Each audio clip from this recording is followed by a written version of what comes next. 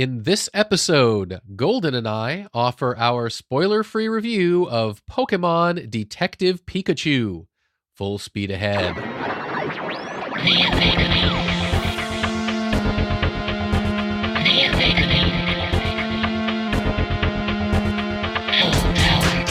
Welcome to the Omega Beam number 41. I'm your host, Orren Merton, and this episode is a contrast to the previous episode, which was our epic dissection of Avengers Endgame. This time, Golden and I have a really short episode. It's our spoiler-free review of Detective Pikachu. So without further ado, here's the review. I'm here with Golden, and we're here to talk about the movie Detective Pikachu. Actually, I think I just said it wrong. I think it's actually officially called Pokemon Detective Pikachu. I think Pokemon is part of the movie name. Yes, I believe that is the case. Yeah, so that's how little about Pokemon that I actually know. I didn't even know the word was part of the movie. I think it's okay just to say Detective Pikachu. Yeah, it's a little easier on the tongue to say Detective Pikachu. And I think you would have known that Pikachu was a Pokemon. It's kind of hard to live the last few decades without, in some way, interacting with someone or something that is Pikachu. See, that's the thing. I've never played the game. I didn't even know there was a Pokemon television program until you mentioned there was.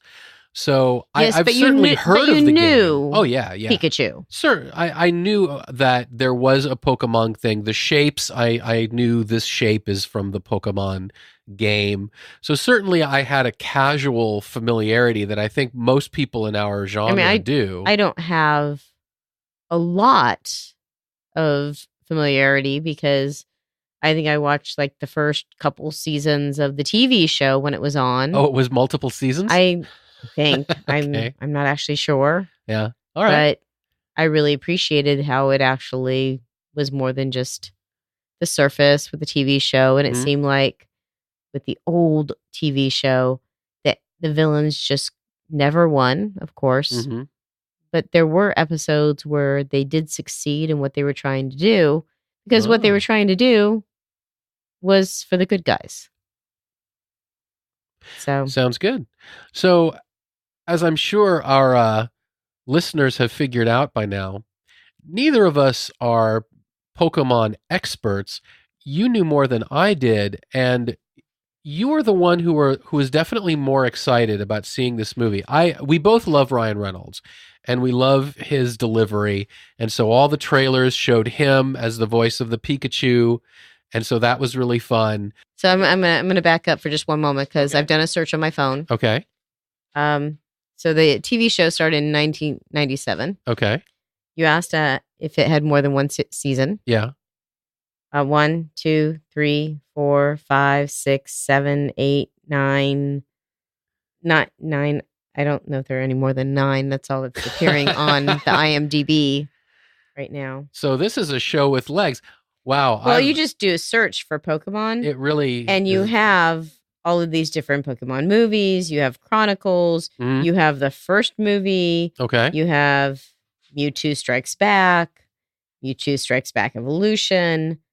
Pokemon the movie The Power of Us. You have all of these other, the list goes on for different types of Pokemon movies. So I think this makes the point that we're not that familiar with this world. This isn't something that we were incredibly excited about because we love the genre and the games and stuff like that. And yet, even not knowing anything, I really enjoyed the film. This was really entertaining. And I don't think that you really needed to know a lot. They did just a little bit at the very beginning of the movie to introduce you to what Pokemon was and the whole, you have to catch Pokemon in the Pokeball and all of that. So that was kind of just a little bit of a tiptoe into what Pokemon is. Right. And then also they gave a little history of, this is how this city came to be. Mm-hmm. So that was kind of the backstory that was enough for people like me that didn't know other than the shapes what these things were.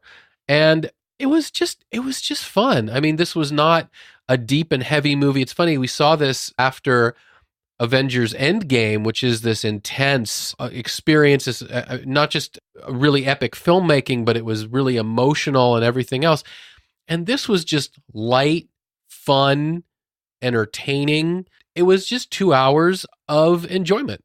And it was literally, not everything needs to be deep. I mean, I didn't walk out of this with new insight into the human condition, but I had a big smile on my face, and a bigger one than I thought I would have on my face. It was a fun movie, and I think that, I saw a mashup. My favorite mashup that I saw with regards to Detective Pikachu was basically Pikachu in a Deadpool outfit, which I thought was absolutely wonderful. And I think Ryan Reynolds and Justice Smith just played off each other extremely well. Yeah. They worked very well together. It was fun just to see Ryan Reynolds' voice coming out of Pikachu throughout a movie. Yeah. And we're talking about the cast. The cast was really good. They were. And Bill Nye was also part of the cast. And I think that if you don't go to see it for everything else, just his performance is also just a little bit of icing on the cake. Yeah, he was clearly having a lot of fun with it. I think all the actors were having a lot of fun with it. And, a movie like this, I think, is really good for kids. The director has directed a lot of kids' movies that with, larger budgets and everything. So he certainly knew what he was doing. I think that the CGI was in general very good, but there were a couple scenes, I don't know if they ran out of money or what, but there were a couple little scenes, short little moments where it was terrible, where it was like, wow, this literally looks like they got someone to draw on the screen with Microsoft Paint. But those moments were few and far between, and overall I thought the effects were good, the music was good. It was this is the kind of movie, like I say this about the Pixar movies, and it works for this one as well, that the kids will like the movie for the action, for the characters and all these other things, but there's enough sort of adult sarcasm and smarminess that the adults are going to get into it too, all the while having no swearing and no blood, but it's still, I think, entertaining for the adults as well as the kids. So yeah, this is a light movie. It's not one that, I think is really a dissectable one. It does have its dark. Does it? I guess. A little bit. I guess it's slightly dark.